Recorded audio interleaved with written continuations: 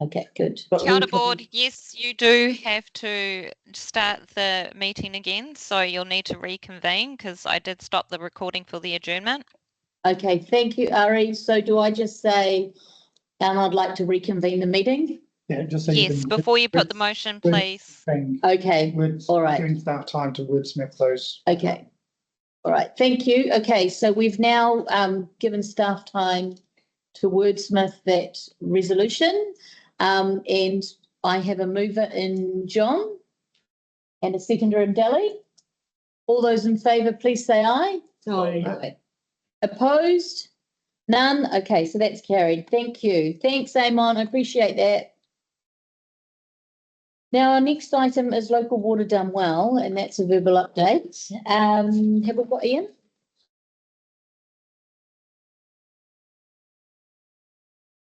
Yes, you have Ian online. Okay, great. Thank you. Apologies. No problem. We are running a little bit late. Quite right there? So look, I've got just a hard stop at 10:30. I've just got another council meeting to go into on local water done well for another council. All right, no, that's fine. Sorry. So look, thank you very much for your time. We've just got a brief presentation just to talk through, probably take around 15 to 20 minutes, and then we're really keen to then get some feedback from yourself. So yeah, unless there's any questions, we'll just progress with the presentation. Perfect. Thanks, Ian. Great. Can everyone hear me okay? And can everyone see the slides okay? Yep. Yeah. Perfect. If we can just jump to next slide. So what we'll cover today is just a little bit of background about local water done well. So what is the requirements? We'll just explain what TCDC have done to date. So there's been significant work on this already completed. We'll talk about just some of the initial kind of potential options that we'll be looking to go out to consultation in April. And really, we're kind of really keen to get feedback from yourself around what potential options there are and just any questions that you have. So we'll have a feedback Q&A session at the end. Happy to take questions as we go though. So just within the Thames Coromandel area, this just shows just the various different water assets. So the key thing to point out here is just that asset value amount at the top. This is $890 million worth of assets that's owned by Thames Coromandel District Council. So it's quite a significant amount of your asset base that we're talking about. So this is significant. Obviously, within the Mercury Bay area, you can see the various different water, stormwater and wastewater schemes identified there, and that won't be any surprise to you. But there is quite a significant amount of schemes in the Mercury Bay area. If we jump to the next slide. So just as far as local water done well, so local water done well is the current coalition government's approach to addressing three waters. So previously, the Labour government had put forward proposals for three waters, and that was really targeting 4 large entities. And those 4 large entities were across the whole of New Zealand. So it was really kind of forcing people to amalgamate. And there wasn't decisions that could be made. It was mandatory amalgamation, really, as part of that previous government's Three Waters reform.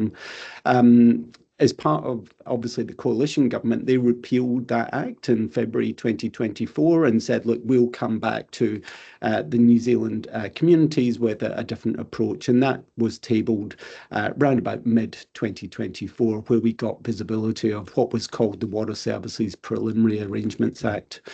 What that highlighted is each council then decides yourself on what you want to do for delivering against three water services. But you have to meet some really clear bottom lines, and you have to submit a water service delivery plan by September 2025. And that's what we're working on just now. And those options that we're talking about will form part of the discussion that we will have and go out to the community in April. A lot more detail came out in December around that legislation. This was 305 pages long, had 432 clauses contained in it. So it's really detailed about what is required if you want to proceed with a council-controlled organisation or work with others. There's key aspects that have to be met as part of that legislation. There's also key regulatory requirements and changes to the regulatory requirements as well, and I'll cover that in a little bit more detail in the next slide. But fundamentally, this will lead up to the September 2025 and us submitting a water service delivery plan to DIA for approval. Any questions on that? No. So Nope. just what do we need to do as part of local water done well? So there's 4 key aspects really. So one is we've got to prepare a water service plan and submit that to DIA. And it's got to be quite comprehensive. There's really clear details about what that's got to include within the legislation. And also noted, we've got to go through public consultation, which we plan to do in April. There is also new structural and financing tools. So a lot of this is around councils can currently borrow up to around 200% of the revenue to debt for the whole of council. These new structural and financing tools allow joint organisations to be set up or joint council-controlled organisations to be set up. But if they do that and they put in professional board members, that access to debt increases from around 200% to 500%. So that's quite a significant increase about access to debt. It's quite important for a lot of councils that are in growth mode because they want access to that debt as soon as possible to invest in future growth. But it also does allow you to manage costs over a much longer time period as well. So rather than borrowing, for a 20 to 30 year time period, you can borrow over a much larger period of time as well. So it allows for that longer borrowing period. As part of local water done well, councils have to be financially sustainable, and there's 3 key aspects to that. So the revenue that comes in for Three Waters itself has to meet the costs for Three Waters and fully fund Three Waters. So that includes all relevant renewals, financing costs, depreciation. So really, you've got to fund all the costs associated with this based on the revenue that you get in the door. The capital investment has to meet all the regulatory requirements. So there's key standards for drinking water and key standards for wastewater that have to be met. And the capital investment has to be in place to deliver against those requirements. You can't move costs to further down the line and by 10 years because communities can't afford it. You have to fully fund it to meet the regulatory requirements. So that's kind of the key areas from a financial sustainability. And then in addition, there's some new regulations. So they've put in place the Commerce Commission to do economic regulation. So they'll be doing public reports back to the New Zealand public, and they'll be looking at obviously all councils across New Zealand and basically doing some benchmarking and reporting about how each council is delivering from an economic perspective against others. Obviously, Wellington Water didn't have that in place. So they didn't have that clear oversight in place and also the clear legislative requirements in place that are now quite prescriptive, as I mentioned. In addition, Taumatarawai, who's the Water Service Authority, they've been asked to try and streamline some of the regulatory requirements, and some of the areas they're looking at there is around wastewater standards and how do they actually put in place some practical wastewater standards, especially because a lot of these wastewater schemes are pre-RMA, so 1991, and they're actually due for renewal in the consents in 2026. So there's a large amount of spend that will be required for those consents. Just as far as the work that we've done today, so since we started, so when the Act came out in September of last year, we spent quite a lot of time just understanding what our current asset base was, what our current financial position was. So we engaged Martin Jenkins, who is a consultancy company. They're actually doing local water done well for 12 other councils. They also provide advice directly into the Minister and the Minister's office on local water done well. So it was great getting them on board early on. By December, we had a report to show the current state of things within TCDC, and it showed that your assets were in a really pretty good position as far as the quality and the sustainability of your current asset base. It showed that you were in a really good financial position, and that's extremely important. So your debt ratios were around 125% versus, I'd say you could go up to that 200%. So you had actually a reasonable amount of debt capacity there. And also you had a really robust LTP. So you had a capital plan in place as part of your 2024 to 34 LTP that fully met all the regulatory requirements. So in December, it became really clear that actually you were in a really good position from local water done well. And what that means is that you've got options available on the table to either go alone or partner up with others. So that was great to see that in December. Since December, we discussed with Council about focusing in on two specific options for to progress a detailed analysis, and I'll talk about that more on the next slide. But really, we focus in on an internal business unit, which is basically leaving things as they are, but ring fencing some of that work, and also looking to partner with others in the neighbouring areas. And again, we've done that over between January and March. We are finishing that analysis now, and then obviously we're looking to try and have a discussion with Council on the 8th of April to get agreement on the preferred option for future water service delivery, and also a consultation document which we plan to consult on between 15th of April and the 15th of May. Following that public consultation, we'll then hold a workshop with Council to give them the feedback around what the public's saying, and then we'll seek agreement on a preferred option by the end of June. That gives us time to prepare this water service delivery plan, including an implementation plan, and submit that by, we've said there, the 5th of August. We have until the 3rd of September, but because of local elections this year, we're trying to bring that forward a little bit. So I mentioned that we moved from, I'll say, 5 options down to 2 options in December. There were some options that are highlighted in legislation for consideration.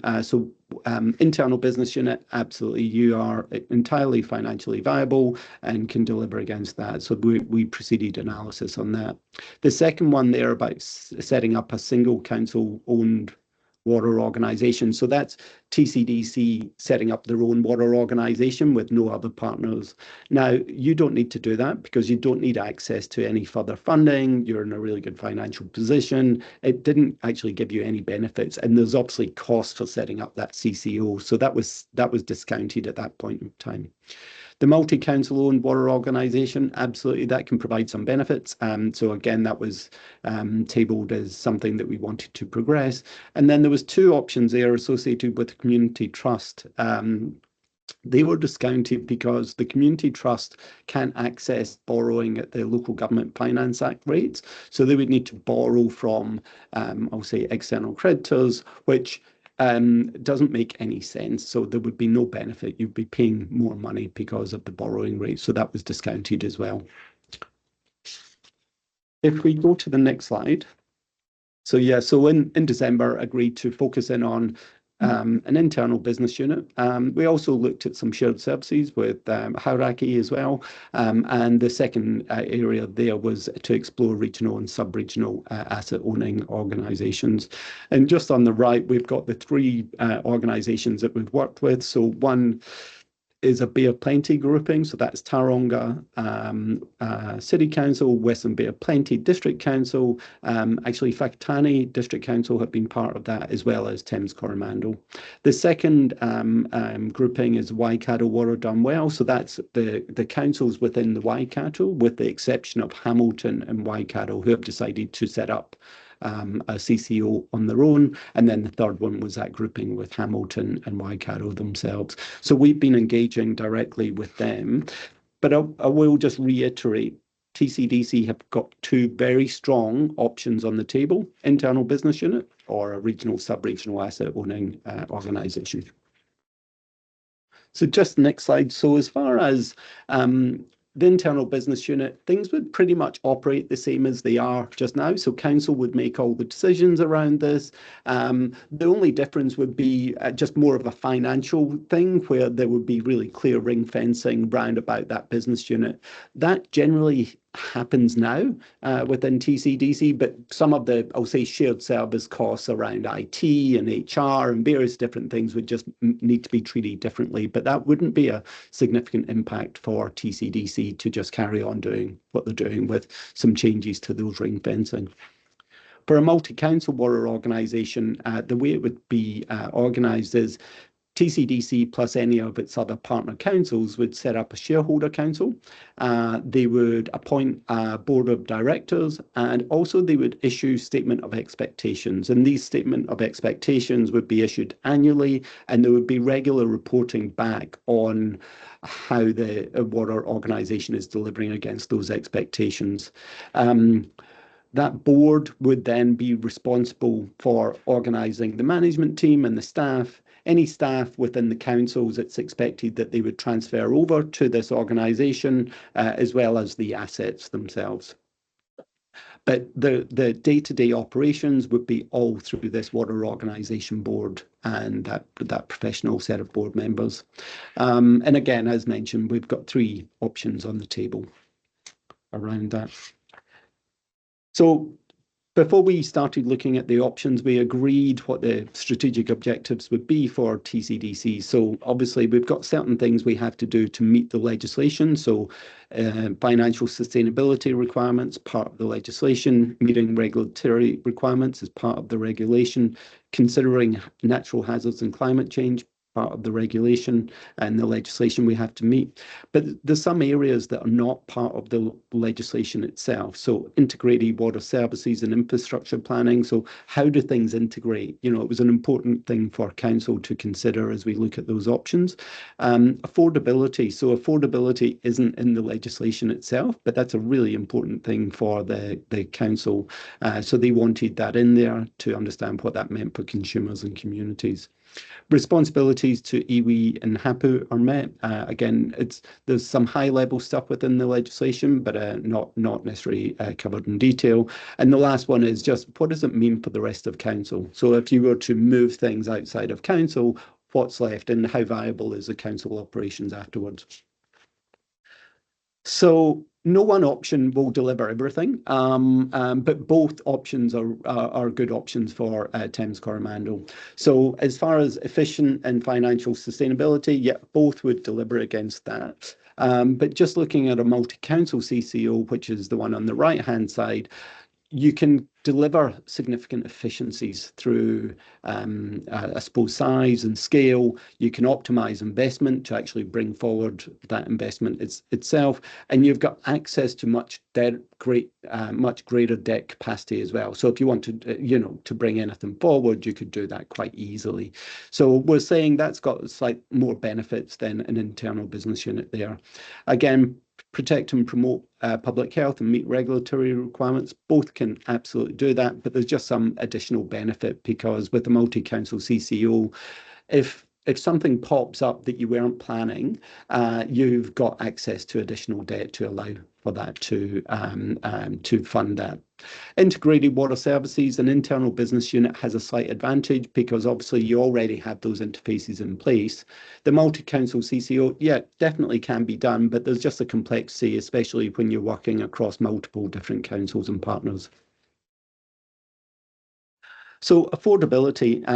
So again, both will deliver quite affordable options for the community. So just as far as your rates bill at the moment for three waters is currently $2,000 per annum. For an internal business unit, as per the long-term plan, in 2034, that will increase to $2,500 per annum for your three water services. Within the modelling that we've done for a multi-council water organisation, we've modelled that actually by 2034, the cost for that would be $1,950. So about $50 cheaper than what people are paying now. So that's quite a significant decrease in what consumers would be paying if you went for a multi-council CCO. Now, there's lots of discussions around how viable are the efficiencies and where did you get those numbers from and do we believe them? So what we've done is we've taken a lot of international assessments, especially within Victoria and Tasmania over in Australia. We've identified the savings that they've made, and we've assumed that we could probably make 50% of those savings. So we've taken quite a conservative approach. But even with those savings, it does make quite a significant impact to ratepayers in the future. Water services resilient to natural hazards, yeah, both can deliver against that. But obviously, if you get any significant costs for what is natural hazards or climate change, you just get access to more borrowing, but as part of a multi-council CCO. Responsibilities to Hapu and iwi. So again, there's a slight benefit with what you have already in place because you've already got those existing partnerships in place and relationships in place. Not to say that a new CCO can't deliver against that, there's just a complexity that would need to be worked through.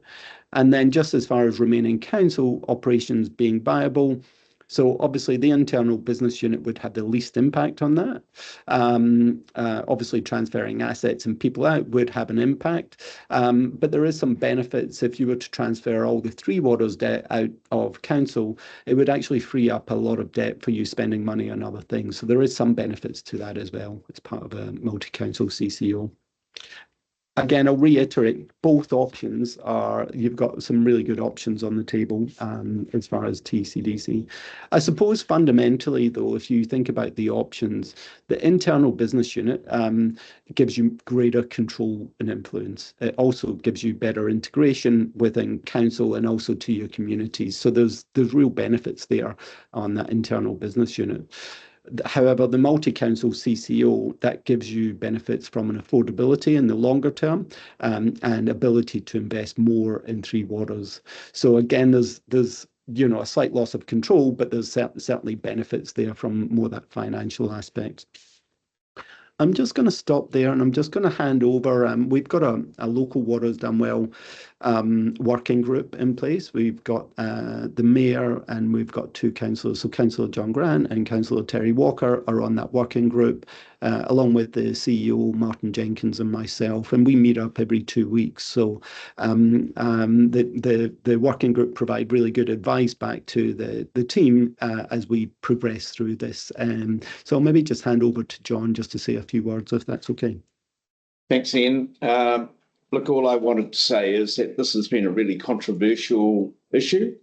You know, if you look back to the early stages of the previous government and Three Waters, filling meeting halls around the place with people that were up in arms with the concept that stripping assets from the council.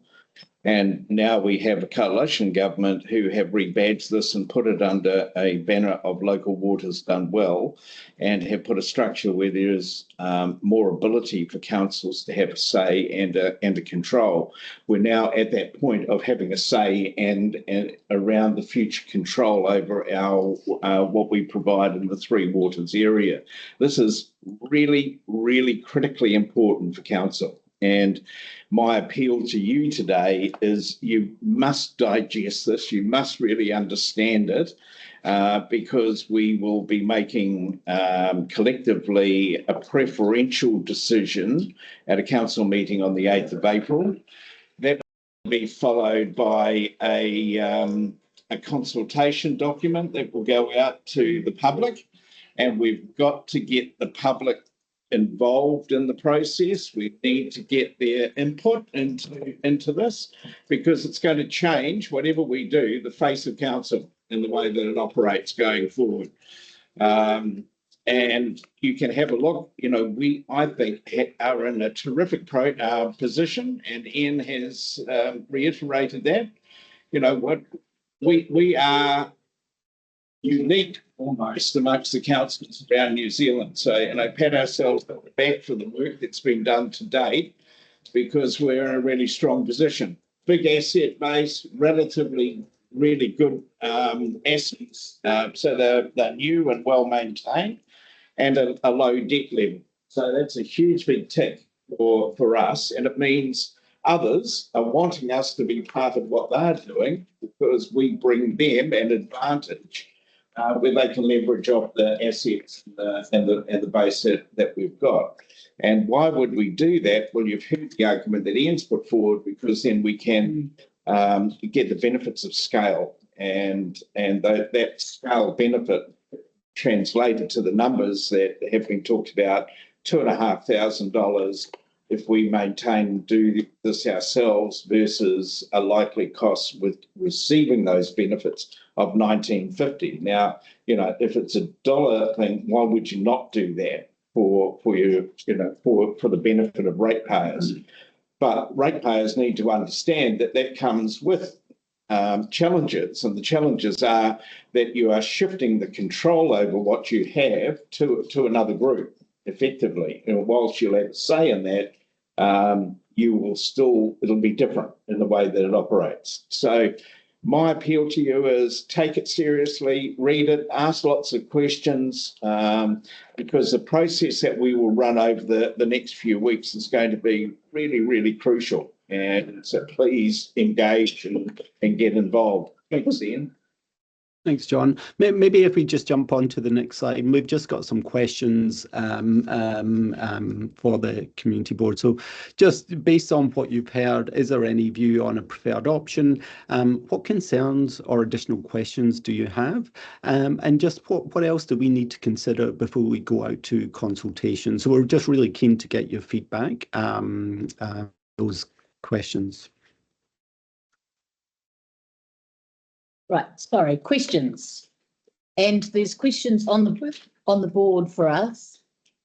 Through the chair, just to clarify, the questions will be for Caroline, Bess and Peter, because we have these briefings all the time and get to ask our questions. So this time you're probably seeing some things that are quite new. This time is for you guys to ask questions. And if you think we're being a bit quiet, we've had lots of opportunities to talk about things and ask. Is that fair enough? Yeah, absolutely. That's fair enough. Caroline, did you have any questions before I go to the room? I'm trying to understand about, I hear John Grant saying, the scale would be shared with other councils, but proposed councils, but why? I don't quite understand how that works as a shared thing, if say it was Hauraki or whoever else. Physically, we're here, they're there. I mean, what are we actually sharing? So maybe just to clarify, so your assets wouldn't change. Your assets will still be in the locations that they are based in, but there's certainly savings that can be made. If you think about Three Waters, there's a lot of, I will say, design and support required for any new assets. They can all be, currently everyone designs them all individually, and, contracts, design engineers, and consultants to do that work. So rather than having, each council doing that separately, there is one contract, so there's significant savings that you can make there. If you're buying equipment rather than buying each council buying their own individual kind of, I'll say, chemicals or anything like that, there's again scale savings that can be made there. There's efficiencies on, if you've got a team, so if you think Watercare is a really good example, they already deliver 2.5% savings per annum by pulling all those resources together. They've got a team that just does consents. and that's all they do, and they just run through that, and that's their day-to-day job. So rather than you having, I'll say, really piece parts of consent that is just done every 5 or 10 years, you've got a team that's actively managing and operating this. So there's significant savings that can be made there. Again, we've got quite good international examples of those types of savings that can be made based on Australia. These savings will be added into the public documents that are available as part of public consultation, so that people can see what it is. But yeah, so there's significant scale savings that we can make around procurement. The staff themselves, we're not expecting significant savings from that, because you'll still need staff to be on site at the individual locations to manage your plants, right? So there's not a huge amount of savings there, but there is a huge amount of savings in those types of, I'll say, design type things, procurement, those types of things. Okay. The other thing that I guess I have concern about is more debt. Are we going into debt just to run something? So you've got a really good clear long-term plan in place for 24 to 34. We've had that independently reviewed by Becca, who's a large engineering company, to make sure that you're compliant with all the regulatory requirements. So you wouldn't be going into any increased debt as TCDC. I will say, whenever we've been having these discussions with partners around joining or partnering up with them, it's been really clear from especially the larger partners, so Tauranga City Council, they've said there's got to be mutual benefits in place for everyone. If there's no mutual benefits, you wouldn't proceed. So for TCDC, what that would mean is you would go with an approach where any benefits are sheeted back home to the ratepayers of Thames Coromandel, and you wouldn't be funding anyone else, because that just doesn't make any sense at all.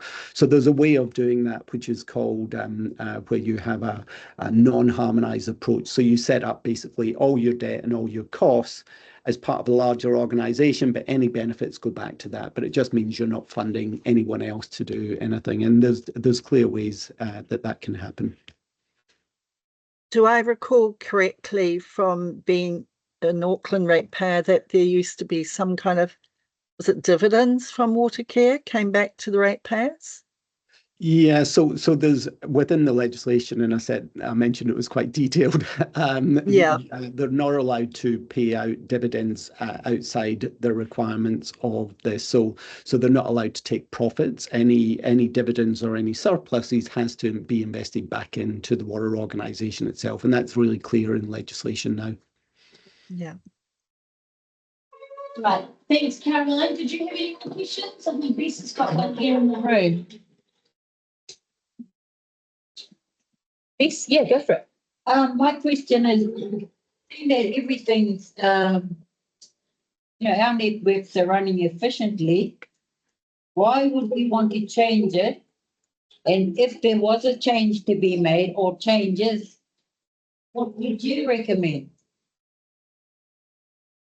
So I'll maybe answer. So obviously 2 questions. You absolutely are running efficiently, as Councillor Grant said. You've been doing a really good job with your assets today, and you're in a great position. I'm about to go into another council meeting with that council, and they're not anywhere near in the position and don't have the choices that you can make. So you are in a great position. I suppose it goes back to those 2 choices I mentioned around,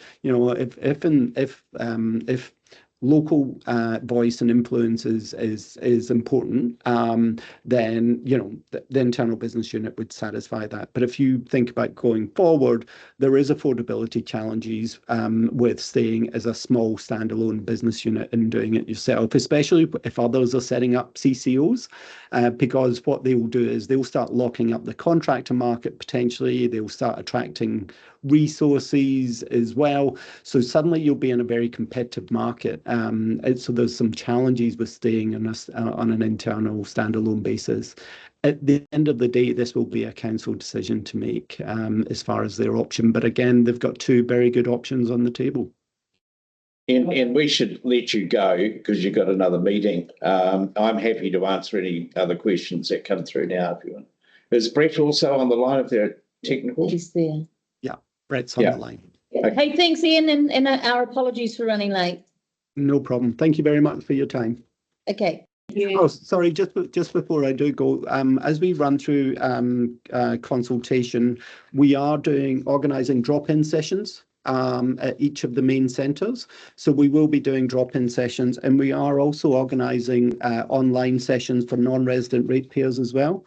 So just once we've got dates for them, we'll share that with the community group. And again, if we can encourage you to share that with members of your community so that we can get people along and ask questions wherever they have. Will do. Thanks. Thanks, Ian. Thank you. Bye now. Bess, did Ian answer your question? Yeah? Yeah. Peter, did you have any questions? Yes. Make them really hard. The question I have between the two alternatives, the internal business unit with our council, which I see as being within our control, but maybe at an extra cost, versus a multi-council owned water organisation where I would see there being rules, regulations, process, loss of efficiency, loss of prompt action. In other words, we may be just facing another bureaucracy, and whether it may be worth paying the extra cost and keeping our own operation in-house rather than facing that sort of difficulty which we may with a multi-council owned water organisation. I have to comment just before John quickly that I think bureaucracy will exist in either model. So when we create the CCO, if it's a council-owned, council-controlled organisation, there will be bureaucracy around that. There will be the same sort of measures needed to be taken. I think what I'm hearing is the concern around having a board running with multiple councils together. And I don't see a huge difference. So I think within the legislation, there is the creation, which we already have, of Tamata ROI, which is the board that controls the standards of the water delivery that is required. Whatever organisation has to comply to that. You also then have the Department of Commerce, who have been set up to monitor the performance of any of the either council-controlled or a consortium of councils. So you already have that level of bureaucracy sitting over for the need to comply. But I'm very encouraged that you asked the question, because it indicates that you don't see the council with its own layers of bureaucracy. And I think that's an encouraging view from someone who's been on the community board for a period of time. It may be that one level of bureaucracy is okay, but not 2, 3 or 4 levels. Yeah. Look, I think these are the things that have to be weighed up. And, that's the questions that need to be really understood within the way that it's structured. And I'd encourage you to wait until more detail comes out with the consultation, because both have advantages and both have disadvantages. And it's a matter of weighing those to see where the greatest ones are. Another question that is quite often asked is around the question of the efficiencies and how much you can actually bank the likelihood of obtaining those efficiencies to be able to deliver the models that you're talking about. Because if you look at what is proposed, effectively what they're saying through this is, if you become a consortium of councils, you can have a central group that actually run aspects of this in the most efficient way that they can with more people. You could apply that in other areas of council operation as well, for example, consenting, and have similar arguments. So it will be a very interesting model from that. But we have the benefit that we can see these operating in different places with, say, Watercare or Tasmanian Water, Melbourne Water, and other ones already that are in operation. So all I would say is that we are very fortunate as a council that we actually have two very viable options. Most councils don't have that, and we'll be able to have a look at those two beside each other and then make a decision. a lot of it will depend upon what can be negotiated at the end of the day with the preferred options. And, that will provide some degree of decision around whether the outcomes are of real benefit to Thames Coromandel ratepayers. All right, thank you.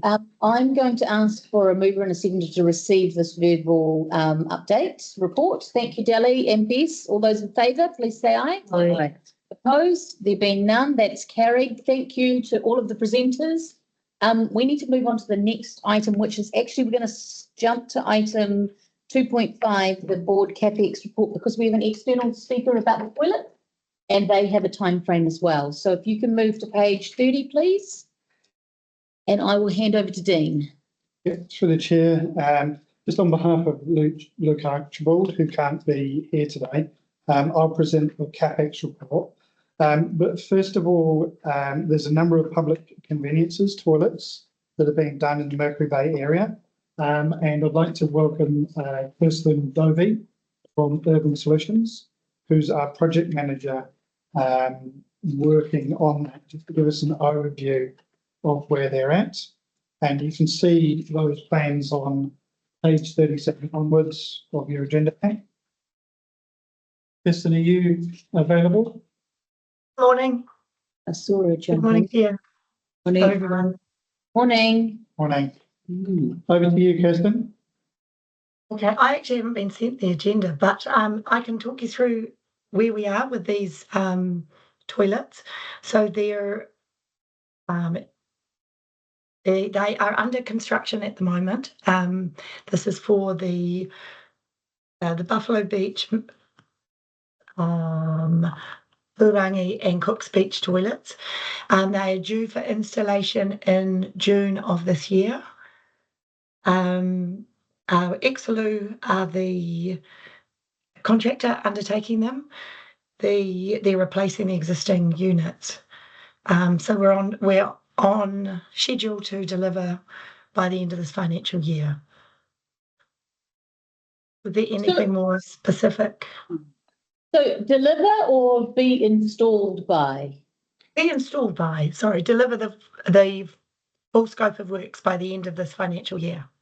Okay, perfect. And would you be the right person to ask some questions around the one on Buffalo Beach Road? I understand it's going to be not positioned, is that the right word? Sort of Reoriented. That's the correct word. What is it? Rotated. It's going to be rotated so that the doors are actually facing the road, not the little path, which I think is a great idea. But will it sit exactly in the same footprint?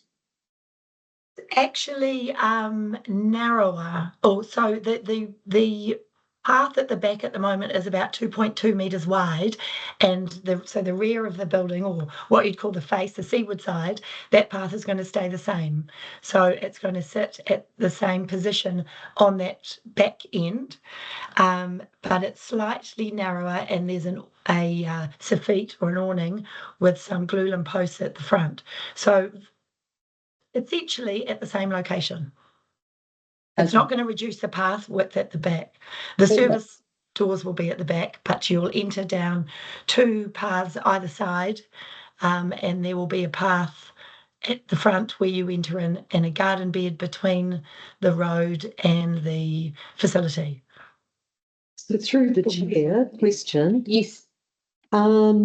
Wasn't there a problem with tree roots there, and it was actually going to be moved? It's not sitting in the same footprint. The problem with the existing toilet, as I understand it, is that it has tree roots pushing up underneath it, and the new one was going to be slightly out of that sort of hazardous area. Can someone tell me the answer to that? Yeah, it is still positioned between the large Putakawa tree, but we have looked at the levels. We're looking at having I think it's, what size is the path on either side? Bear with me, Fred. Yeah, 1.5 metre path on both sides of the unit. They'll be built over the tree roots. And we need to slope away from the building, of course. It is We believe we can fit it in with minimal impact on the tree roots. There, unless you cut down the trees, we can't really do much about the tree roots. But in terms of protecting them, we're looking at building up over them and grading away from the building. So it's because the unit is slightly smaller or slightly different shape, essentially. We will be there'll be an arborist involved for sure during the works. Okay. Yeah, it was just the conversation I remembered. It was the ongoing, I'm a Pahutakawa tree lover and don't want it cut down, but are those tree roots going to cause us a costly problem further down the track? I think to put something called trip stop between the construction joints of the concrete, if you know what that product is, it essentially is a T section, and it where you've got a saw cut essentially, or a section of the path, it runs along that saw lines, that construction joint. So if one section of the path lifts, it lifts the other section of the path, so it doesn't cause a trip hazard. So you do that more regularly, so the whole path moves as one essentially, as opposed to one corner of a path lifting up and causing a trip hazard. Yeah, I suppose where I was heading was not so much around trip hazards, but actually infrastructure damage causing rebuilds or damage to the tree. Yeah, damage to the tree, but more $600,000 toilet block, and I wouldn't want to have to go, oh dear, we need to replace it and or repair it 5 years down the track. No, of course. Well, because there's already been infrastructure there and then a concrete pad there, the tree roots won't have gone right underneath. So we're not changing the existing situation, and the trees will work around it, which they have. It was really and so you're talking about really the because the infrastructure's there, we can't. I mean, the tree is going to grow bigger, but that shouldn't affect the building platform or the structural integrity of the building at all. We don't foresee that. So the 4 toilets that we are interested in our ward would be the Buffalo Beach one that we've been talking about, the Omara Reserve ones. That's in Matarangi. Yep. And is that going to be in the same location, or is that going to move? Going to be in the same location. Okay, perfect. And then Cooks Beach and Purangi. So all of those are all on schedule to deliver and be completed before the end of this financial year. They're at the factory at the moment being fabricated, and they're due to be finished fabrication, mid next month. But we're bringing a new wastewater line into the Matarangi. So yes, they're on track for delivery. Central service already. Through the chair, may I just ask a bit of a cheeky question, I think. Do the doors to these toilets, do they operate on a time switch? Time switch? No, they are manual sliding doors for the accessible ones, and swing doors, manual swing doors for the standard toilet. Thank you. And can you just talk about the Purangi reserve toilets? Is that configuration and layout the same as what is existing at Purangi in terms of location of showers and things like that? Bear with me, I'll just get this up. Yes, and my understanding it is you have the showers on the. There's no showers currently. Okay, have we added? Just bear with me. I know there were a few back and forwards with a few things.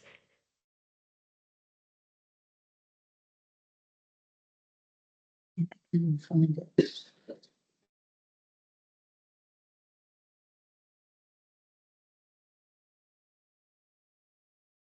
Oh, so there's no showers at all?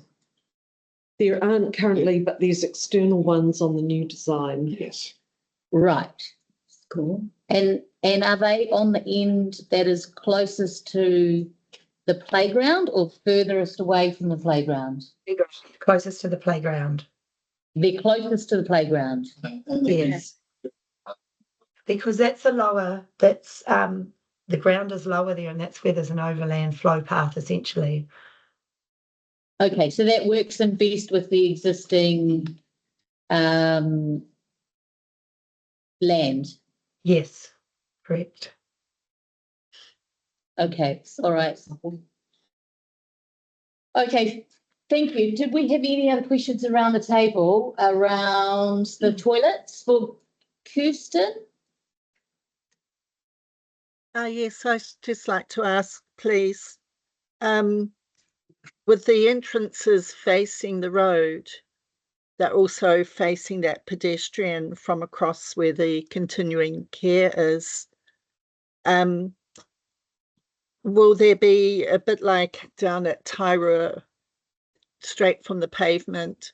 Will the access be straight from the pavement, so 90, well, straight on, or do pedestrians come in from the side around the little plantings? Yeah, I'm just around looking the at, side. okay, so they go off to left or right and around the side and into the entrances there. Yeah. I'm just looking at the current situation with the photo from Google. Yeah, so either side, so there will be a path that will run from the street footpath to the coastal footpath on either side of the building, Yeah. and then a path in front of the building and Yeah. the garden bed between the facility Yeah. to screen out the doors. Okay, so it will be quite a planting to sort of shield it. Yes. Yeah. Okay. No, it's looking good. The diagrams. Excellent. Thanks for the clarification. Any other services related questions before we move on to the rest of the Capex report? No? Thanks, Kirsten. Appreciate you making the time to dial in for us. Welcome. I'm hoping I was helpful. Thank you. Thank you. Bye. We look forward to many new toilets.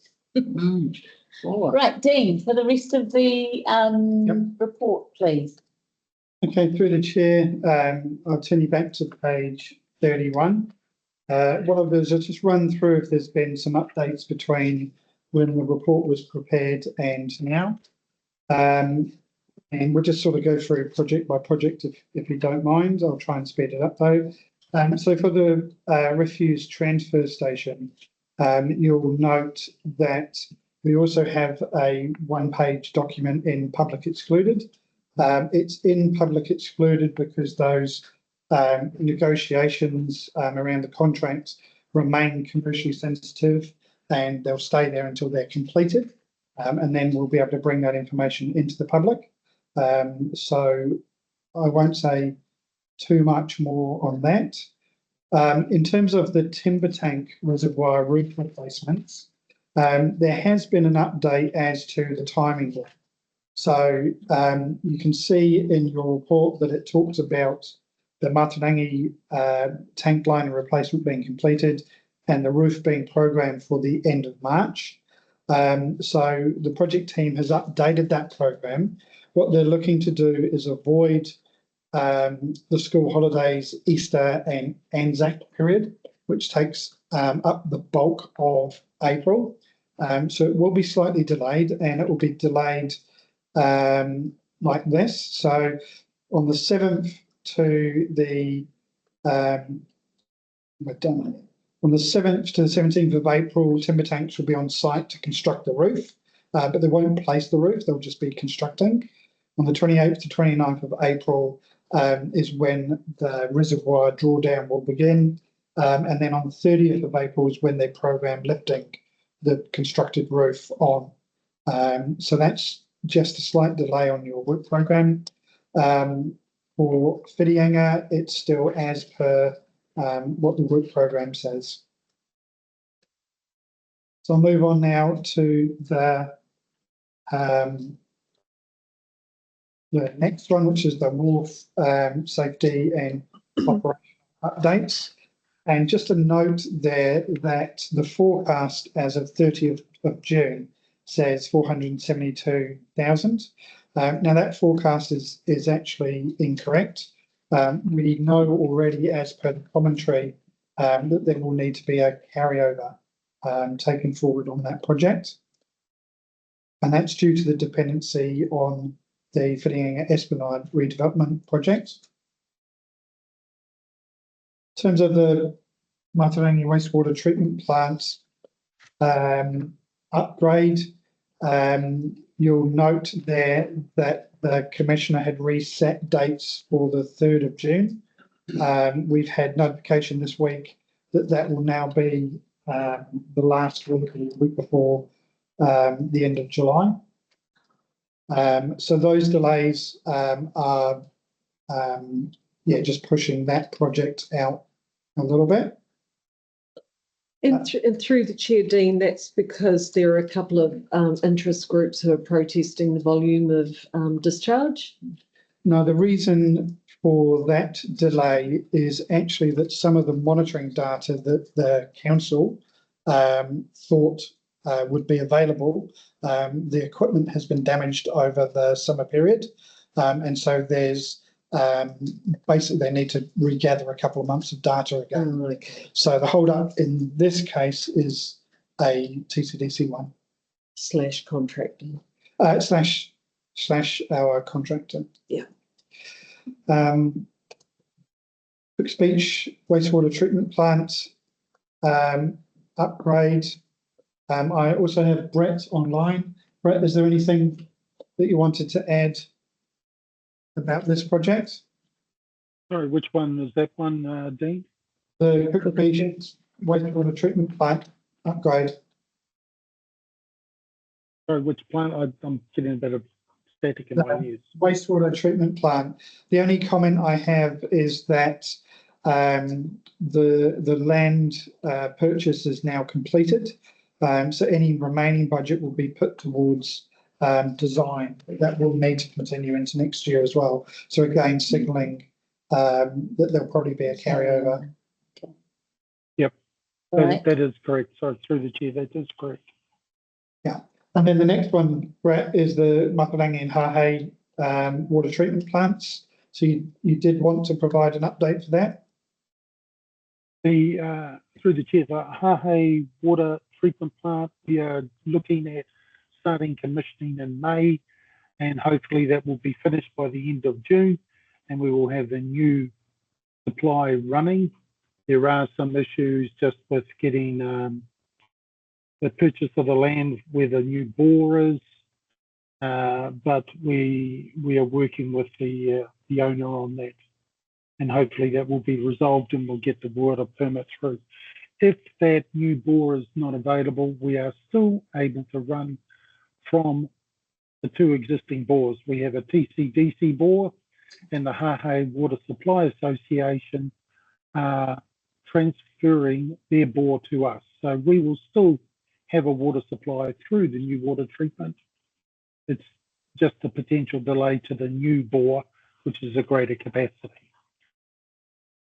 The Matarangi is, they were pouring the foundations there the other week. I saw some of the pictures of that, so they're making reasonable progress there. The plan is that commissioning would be starting in September for that plant and operational by the end of October. We have made it very clear we do not want to be commissioning weeks before Christmas. We want that plant running and stable well before we come to our Christmas period. All right, that's great. Thank you. Just a final one on that project. The operations team have now got a bunch of photographs of the construction. So if it's of interest to the board, then Heather could bundle those up and send them around. Yep, It's not the type of project that you often get to see the inner workings of. So Can we go and see one and walk around and touch? That is, through the chair, that is definitely possible. I would suggest that when the Hahei one is ready for commissioning, a request through to Luke for Ian Smith to organise a walkthrough just to have a look at it. Yes. Would be good for community board and potentially council members as Yeah, well. absolutely. I'd be keen. Go for it. Let's look at a water. Thank you. okay, the next page 33 has the public conveniences, so I won't talk about those. And then we have a completed project. So moving on to page 34, which is the Mercury Bay critical structure renewals. Just a note that we have now had all of those critical structures assessed by an engineer, and all of the work that's programmed will be done by licensed building practitioners, and the commensurate inspections by engineers. There's no questions on that. I'll just note that the Cook's Beach playground is still due to be installed in April 25. That's the replacement swing sets. Oh yeah, Riverview Road. Riverview Road. Oh, that down the end. The Cook's Beach Lakes Bridge renewal. Just the remainder of that budget is subject to the structural design drawings being completed and then having contractor availability between now and the end of the year. So we're not sure yet whether we'll be able to get that done, but they are trying to push for everything to be done. But obviously it will come down to timings with contractors. And then for the sheriff block, we'll wait until the end and have a look at that attachment. And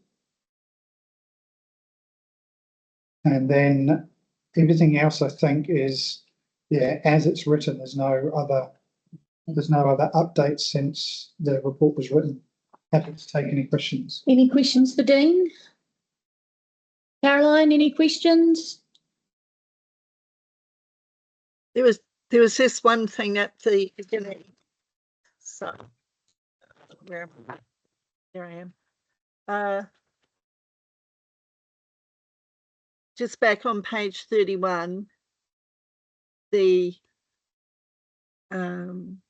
was the Whitianga Refuse Transfer Station. It was just the dates. It says it's a 2-year project, but it's due to be completed by June 26.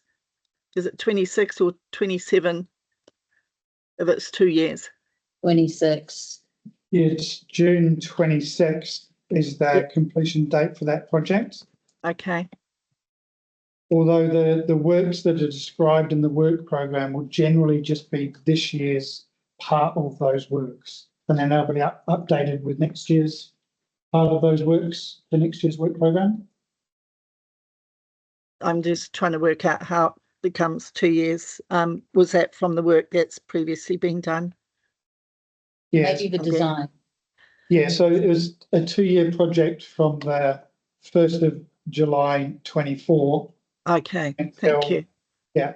And then through the chair, we had the value engineering and a whole process that went around that. So, Right, are there any other questions for Dean? If not, may I have a mover and a seconder to receive this report, please? I'll move. Thank you, Peter. Seconded by Bess. Thank you. All those in favour? Aye. Against? There being none, that is carried. Thank you, Dean. Now, it is 11:05. Wow. Did we want to quickly do the action schedule? Yeah. I just understand we've got some guests in the room and then we can have morning tea. Yes. All right, you're we've working. also missed the community correspondence report, haven't we? No, well, we're going back to the action schedule. Right, so that is item 2.3 and that is on page 23 of your order papers. And that's Dean again, is it? Yeah. No, sorry, that's me. Sorry, I can't be there in person. I have I'll keep your questions to the end if that's okay, but I have got Brett Houston online to speak to the item on the Cook Beach Lakes and Hahei and Wharekaho. Brett, are you available to come and do that now? Most definitely, Heather. What, do we want to put up the action? And I'll talk to that, the action list. Oh, I need to go to Vicky. Right, can you put, what is that? Page 26. 26. Sorry, 24. Wasn't ready to share today, so I'm working off different documents. Will you share that or do you want me to share that? Okay. Thank you. It's coming.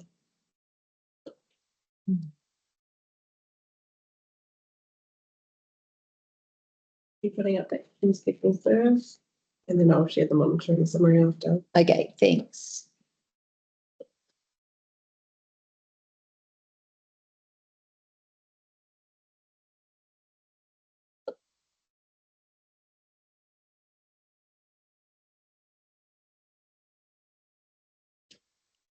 Right.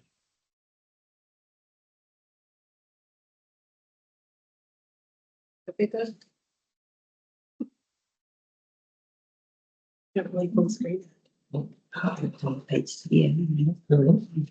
Right, okay. Do you want to, through the chair, do you want to go through this step item by item, or do you want to go to my ones? Why don't you do your ones first as you're here, and then if anyone's got any questions for you? Okay, we need next. It's 26. Attachment B. We're just going off resolve, so That one, right? That's there. We'll do. Now, Cook's Beach Lakes Management, desludging of Lake B. We have issued a purchase order, and we are awaiting our contractor to start work there. It should take a couple of months to work our way through those. We don't want to majorly damage the banks of the lake. So we're trying to do this in a controlled way where we can clean out the sludge in those ponds, Lake A and B. On Lake A, it would only be the eastern end where we have a bit of a dead area and sometimes algae builds. Plan to trial carp. We have spoken to New Zealand Waterways, and we are trying to get hold of the particular person by the name of Steve Pullen to put an application in. He's a little difficult to get hold of at the moment. So we will be making that application within the next week. And what New Zealand Waterways have told us is that application takes several months to work its way through DOC. And then we will get approval to go ahead and trial the carp. Our plan is with New Zealand Waterways agreement, we will do a 12-month trial, review the results, and then if achieving what we want, then we will put a long-term agreement in place with New Zealand Waterways. Now, New Zealand Waterways have said that this process takes time to get the approval, get the carp and put them in. So it might be around October this year before we will have carp in there. But we are committed to running this program and working through the trial carp in the lakes. As a result, the riparian plantings that we had in our LTP Capex, we are going to defer until after the carp trial is done. There's no putting plants in there that potentially will get eaten by the carp. So we think we should just wait and see the effect of the carp on the plantings within the lake, and it may change just exactly where we put the riparian plants on the bank of the lake. Any questions? No, that's a good update. Any questions from around the table from the board? No. thank you. Appreciate that update. Sorry, can I just quickly have a question? Oh, sorry, Caroline. No, it just takes me a moment to get my mouse onto the mic. So Brett, the desludging presumably is going to take place before the CARP introduction? Oh, definitely. It'll be done by June. I would say June would be the latest we'll be doing it. We need to do it before we start getting some of the greater rainfalls we get around from July onwards. Yeah, no, the purchase order's already done. We're just waiting for that contractor to finish some other work that they're doing for us, desludging, and then they'll remobilise to Cook's Beach. Oh, that's good to have confirmed. Thank you. Councillor Grant. Thanks. Through the chair, Brett, just a few clarifications in regard to the CARP trial. You're saying that DOC are involved in this. Do you understand why DOC are involved? Can you have to give approval through the chair. Sorry, they have to give approval for an application to use CARP. It is the process. We don't have a choice. It is the process. Okay. Even though it's in place in other areas, every one of them needs to be specifically approved. Through the chair, yes, exactly. Every other location, they have had to go through the same process. The person, Mr. Pullen, that we are dealing with, used to do the applications for DOC within their organisation and has now set himself up. And as a result, he is the right person to prepare our application for us. Thank you. That's encouraging.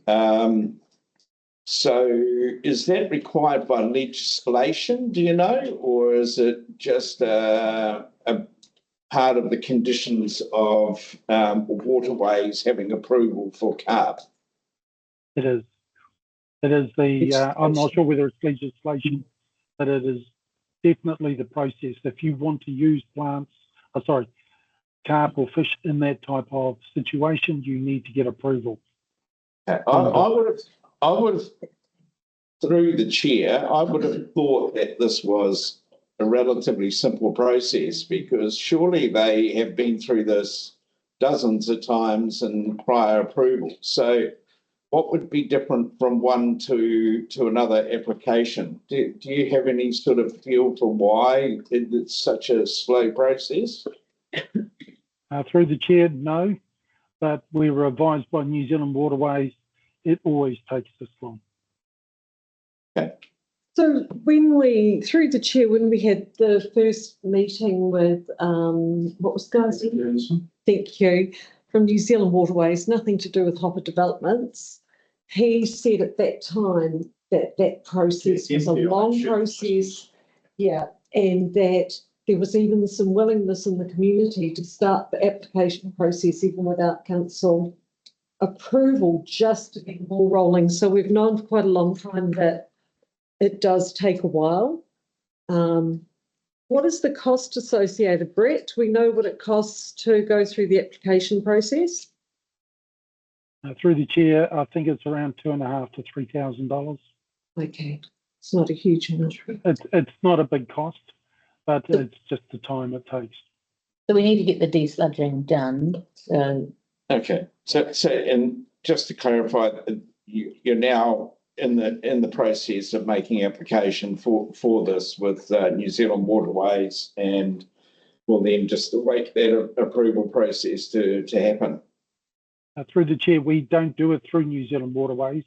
We do it through this other person, and that gives New Zealand Waterways independence from the application. We're just trying to keep things as clean as possible. We make the application through if you want to call it a consultant.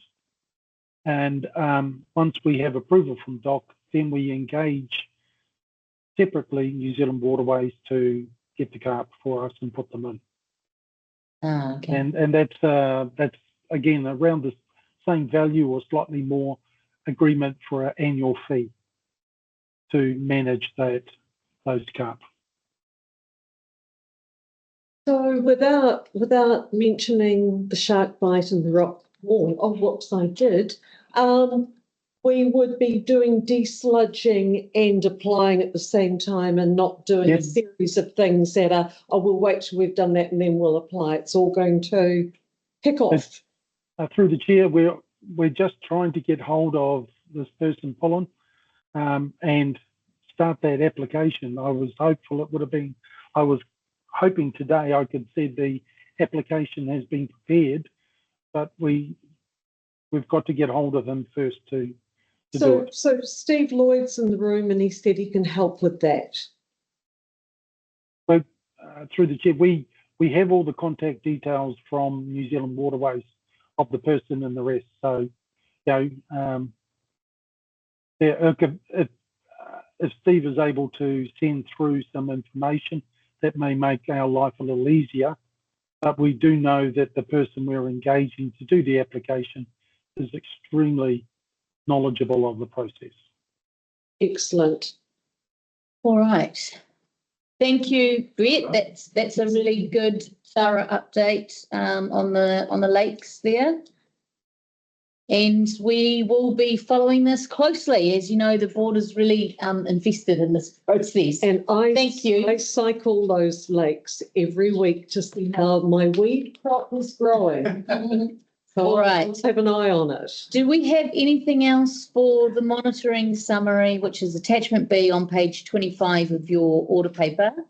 Through the chair, there's just 2 more items that Brett needs to speak to as well, which is the Hahe and Wharekaho water extensions. All right.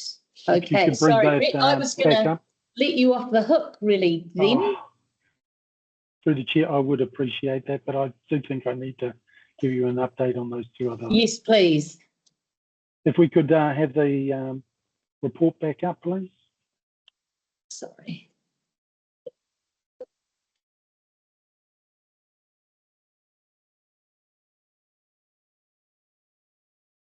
Right, Hahe Water and Wastewater Extension Program. We have done all the design concept for the water. We've built in a little booster pump. We have the costings developed. So water is prepared, and we were planning on going out for consultation on water and wastewater together.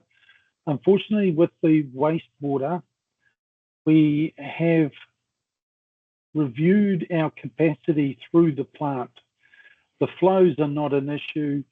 The discharge consent conditions may be an issue, and we are looking at the new proposed national environmental performance standards that Te Mara ROI have just issued 2 weeks ago, and that is making us a little concerned that we may not be able to meet our potential consent conditions, and that consent is due for renewal in 2030. So we need to build that in, and we're just preparing those documents again now for wastewater, with the aim that we will still be going out for consultation in early April for the Hahe water and wastewater extension programs. We are also aware that there is quite a few consultation programs going on all in April, and a decision might be made to slip that consultation back to May to try and stop confusing the public with so many consultation documents. That would be a targeted consultation to that community only, is that correct? It is. But I'm just aware that there's so much going on, and I am heavily involved with the local water done well consultation as well. Okay, thank you. So through the chair, Brett, it is targeted. It's the same with Wharekaho as well.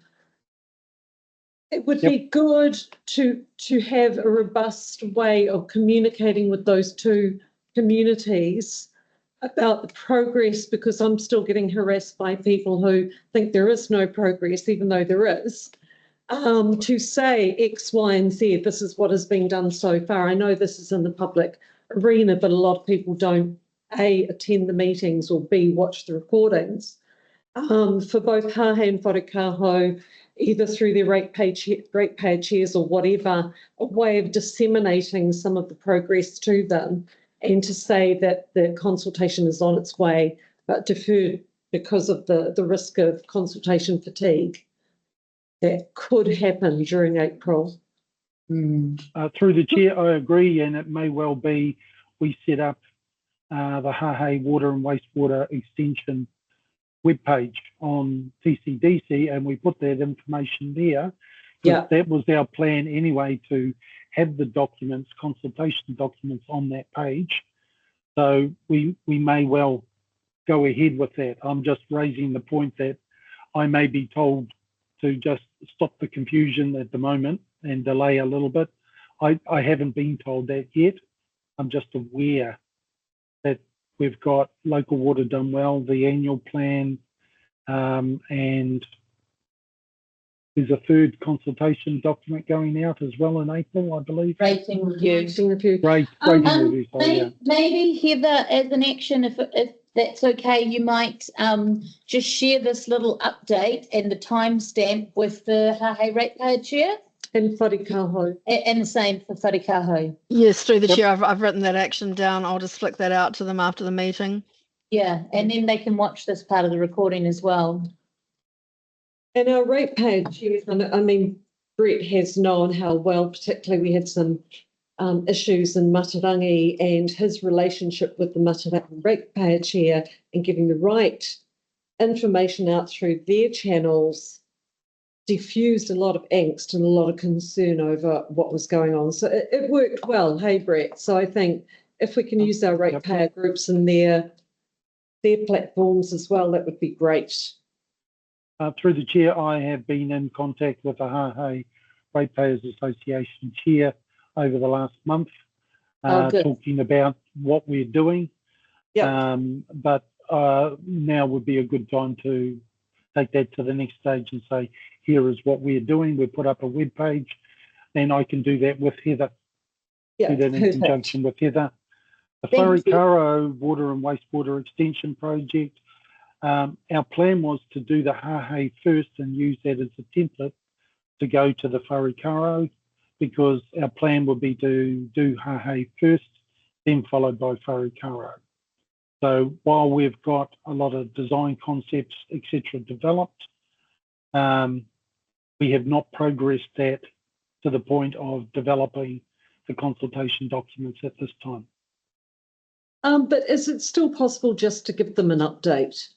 Yes, most definitely.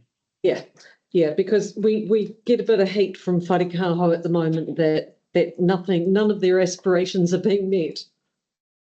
So what would we are also working, through the chair, we're also working with the Wharikaro subdivision as well, about some of the additional infrastructure that is required there, which would be critical in ensuring, for example, water is supplied to Wharikaro, the beach area. So that has not been resolved yet. Right. Brett, what would be sort of an estimated time frame that you would think that you'd be looking to start this consultation process with them? If you've got the developed designs. Yep.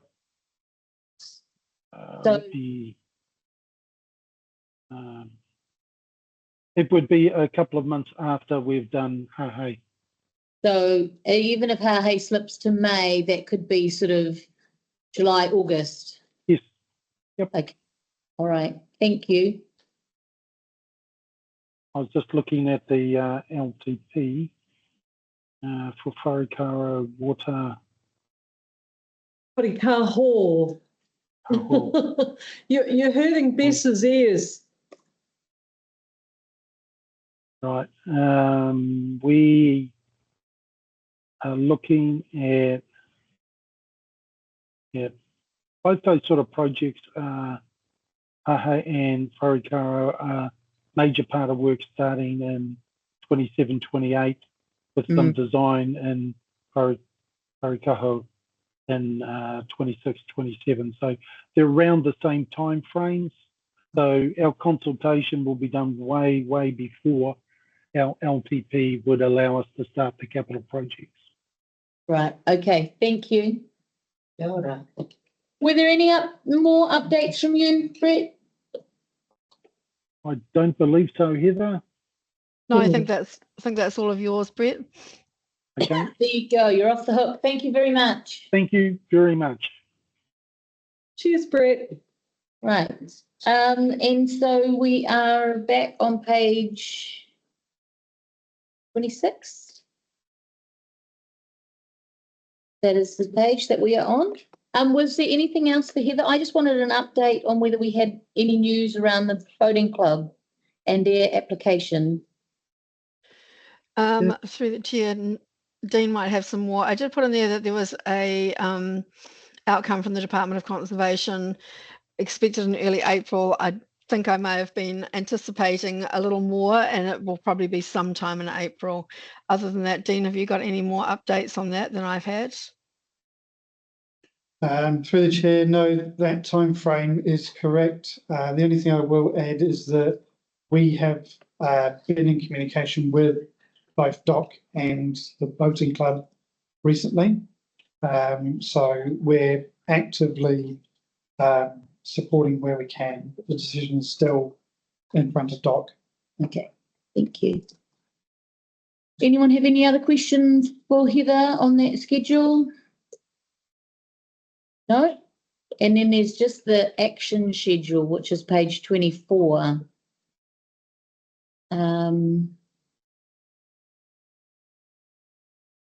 Oh, through the chair, South Highway West, I noticed that our esteemed local media outlet has published a story about South Highway West. I will not comment on whether my opinion of that. However, we've got steps to resolve issues at site. There are still commercial and industrial negotiations, and those negotiations remain ongoing. Is there anything, Dean, that we can say around this as to why it's taking so long and we don't have a resolution? Through the chair. That was my original request.